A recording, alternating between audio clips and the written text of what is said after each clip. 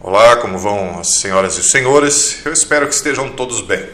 Se tem um assunto que eu gosto de tratar com vocês, e eu sei que vocês também gostam de assistir, são a respeito desses estudos de paleontólogos e arqueólogos. Embora eu goste de acompanhar os estudos, mas principalmente por conta das descobertas, porque eu tenho a minha própria teoria de datação, né? Eu não respeito muito a ideia de que esses fósseis, essas descobertas têm milhões de anos, como eles dizem, e nem tantas dezenas de milhares de anos, como eles falam. Para mim, essas descobertas são muito interessantes, eu acho elas imprescindíveis para que a gente compreenda o que aconteceu num passado que eu considero que não é tão distante assim, mas, novamente, deixando assim um pouco em discussão, ou muito, eu gostaria que ficasse muito em discussão, a questão de quando é que efetivamente isso aconteceu. Como, por exemplo, eles falam aqui do fóssil de Nodossauro, que eles dizem que tem 110 milhões de anos. Uma data estratosférica que, na minha opinião, não tem fundamento nenhum. Mas é interessante nós vermos ele aqui. Ele é uma espécie de mistura com algo parecido com uma tartaruga, um crocodilo e algum outro animal semelhante, né? Aí ele tem uma parte dele preservada, parte dianteira, e uma parte traseira eles montaram aqui com arame para que a estrutura dele fosse preservada. Então eles dizem que isso aqui não chega nem a ser um fóssil de dinossauro, mas uma espécie de múmia, né? De tão perfeito que ficou a preservação dele.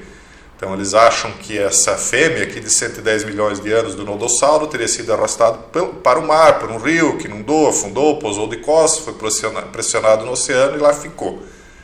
Então das 3.000 libras originais dele, teria sido preservado 2.500 libras do peso original. Então veja só a estrutura, como ele é interessantíssimo isso aqui. E veja que ele não tem... embora tenha semelhanças com os animais atuais, ele não tem uma espécie que poderia ser equiparada de fato. Ele parece algo distorcido, no sentido de que o DNA dele é totalmente diverso, alterado, né? Ele é quase que monstruoso, né? Aí nós vemos aqui uma segunda demonstração, a segunda espécie, chamada Dogor, um filhote de cachorro que eles dizem que tem 18 mil anos. Também não acredito que tenha tanto, né? Veja só como ele está bem preservado. E eu acredito que tanto o tal Nodossauro que nós acabamos de ver, quanto esse cão, tem a mesma idade. E eles foram preservados no mesmo evento, que eu chamo de reinício da história, e que eu explico na série A Era do Gelo, da 4ª temporada, né? Então, Dogor, eles dizem, seria um filhote de 18 mil anos que foi encontrado congelado na Sibéria. Os restos mortais desse animal pré-histórico são intrigantes para os pesquisadores, porque os testes genéticos mostram que não é um lobo e nem um cachorro. Então, perceba, ele é uma espécie única. Por que lobos e cachorros foram preservados, mas esse animal híbrido, digamos assim, esse DNA totalmente estranho não foi? Foi por conta do reinício da história. Muitos animais cujo DNA estava corrompido acabaram no dia do reinício da história. Nós vemos aqui agora uma garra de Megalapteryx, que é muito semelhante a uma pata de uma ema, de um avestruz, ou até mesmo de uma galinha, né? Claro, guardadas as devidas proporções, é bem maior, né? E você nota que ele tem inclusive pele, carne ainda preservada, né? Eles dizem que isso aqui é um animal de milhões de anos e que teria sido extinto há 600 anos atrás. Então esse aqui não seria um espécime do dia do reinício da história, né? Ele teria ainda há preservação da história, dizendo que ele conviveu com os seres humanos na Nova Zelândia até o século XIII da nossa era cristã. Aqui eles mostram o Liuba, um mamute lanoso de 42 mil anos. Por que lanoso? Porque ele tinha lã. Os mamutes eles eram cobertos de lã. Então, para mim, tanto esse mamute lanoso aqui que vocês estão vendo na tela, quanto este cão e esse animal aqui, que eles chamaram de Nodossauro, pereceram no mesmo evento. Aí eles me dizem, por exemplo, lá no permafrost, que o permafrost teria sido formado ao longo de milhares de anos, milhões de anos, alguns chegam a dizer, né? Mas nós sabemos que esses elefantes, por exemplo, aqui estão preservados em camadas diferentes daquilo que seria a teoria do congelamento gradual e anual, camada por camada, ano a ano. Para quem estudou um pouquinho o permafrost, sabe que grande parte do permafrost, que são literalmente milhares de metros de gelo, né? Sabem que grande parte dele é lodoso, ou seja, é um gelo com lodo durante todo a continuidade dele, e isso não condiz com essa ideia de congelamento cíclico anual, de camada por camada. Você imagine se um elefante fosse congelado em suas patas, se ele estaria lá preservado no ano seguinte, né? Se o mamute estaria lá, ele teria sido devorado pelas feras. Então há uma teoria de que ele teria, vários desses animais teriam caído dentro de lagos e congelados depois lá dentro. Nada disso, pelo menos não é a minha opinião e nem condiz com os estudos que eu tenho feito. Eles foram todos extintos, digamos assim, no dia do reinício da história. Aqui nós temos outro exemplo, Blue Baby, um bisão da estepe do Alasca. Veja só o tamanho dele. Aqui um bisão da estepe do Alasca. Veja só a estrutura dele. Blue Baby, bisão de 36 mil anos. Não acredito também nessa data. Também, na minha opinião, pereceu esse animal no dia do reinício da história. Veja só como ele está totalmente preservado. Quando ele foi extinto, ele simplesmente agachou e morreu ali mesmo onde ele estava. E aí ele foi congelado durante todos esses anos, né? Na estepe do Alasca, nesses locais onde o gelo se precipitou, na minha opinião, de uma maneira tão rápida que congelou os animais inteiros, intactos, como eles eram. Se você procurar estudar, você vai descobrir que muitos deles, inclusive, têm capim nos estômagos, até nas bocas deles. Eles morreram com capim dentro dos dentes, das bocas. Não estou dizendo esse bisão aqui em específico, mas há espécies assim descobertas, né? Espécimes. E isso só pode ser possível se eles fossem congelados quase que imediatamente. Além disso, o tipo de vegetação que eles tinham em seus estômagos e bocas não condiz com a vegetação do Alasca atualmente. Então, se fosse um congelamento gradual e anual, essa vegetação teria que ser da região ou teria de ter evoluído de alguma maneira, né? Então eles contam aqui, durante o ano de 1976, os Rumans, uma família de mineiros, descobriram uma carcaça incrivelmente preservada de um bisão da estepe macho, incrustado no gelo, como sempre, né, perto da cidade de Fairbanks, Alaska. Eles o chamaram de Blue Baby. É um bisão da espécie de 36 mil anos, eles dizem, que já percorreu a estepe do mamute junto com cavalos antigos, mamutes lanosos e rinocerontes lanosos. São todos da mesma época, lógico. Blue Baby está em exibição no Museu do Norte da Universidade do Alasca, em Fairbanks. Essas criaturas majestosas de chifres longos foram extintas há cerca de 8 mil anos. Na verdade, não faz tanto tempo assim, na minha concepção, né? Durante o período inicial do Holoceno, a época geológica atual. Aqui nós temos a múmia Edmontosaurus. Veja só que interessante isso aqui. A múmia Edmontosaurus. É até difícil de entender a carcaça dele, né?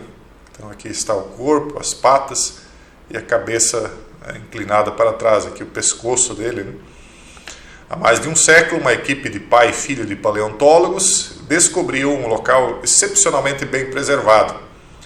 Do Edmontosaurus adrossauro, no deserto de Wyoming, nos Estados Unidos. Então vocês notem que, tanto em locais extremamente secos, quanto em locais congelados, há mais possibilidade de encontrar, né?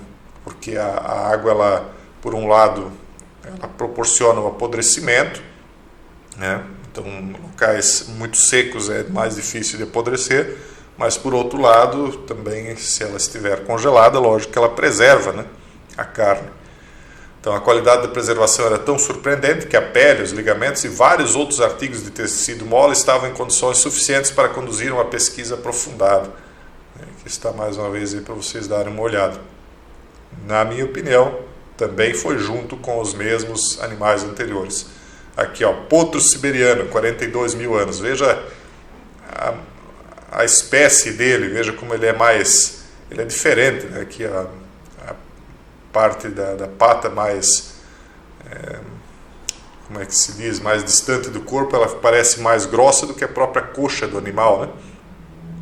Então o potro foi descoberto na cratera Batagaica, uma enorme depressão de 328 metros de profundidade na taiga da Sibéria Oriental. Então veja só como ele está bem preservado aqui, o potro com o casco dele inteiro, tem uma parte que vocês devem estar notando que tem uma pequena pelagem, aqui a cauda, né, o rabo do animal ainda preservado. Ele parece até um recém-nascido quase, né, de algum animal mais diferenciado aí do que um simples cavalo. Os cientistas encontraram esse potro, que eles dizem que tem 42 mil anos, que ainda tinha sangue líquido nele. Este é o sangue mais antigo do mundo. Ou seja, ele foi congelado com vida. Tanto é que quando descongelaram, o sangue descongelou junto. Ele ficou preservado por milhares de anos, não por 42 mil anos. Na minha opinião, é totalmente falsa essa idade. E quando se descongelou, ele foi descongelado com o sangue. Então isso foi praticamente de uma maneira instantânea, esse congelamento. E esse congelamento se deu de maneira instantânea no mundo todo.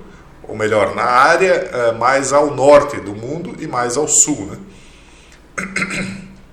Onde está o permafrost principalmente, Sibéria, etc.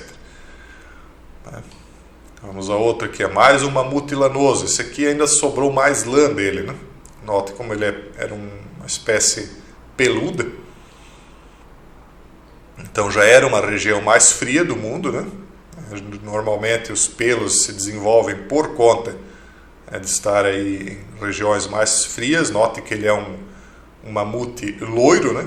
Os pelos dele são mais claros, talvez até para refletir mais a luz em locais mais gelados, só que também eles dizem que teria sido extinto, né, teria morto essa espécie aqui há 39 mil anos atrás.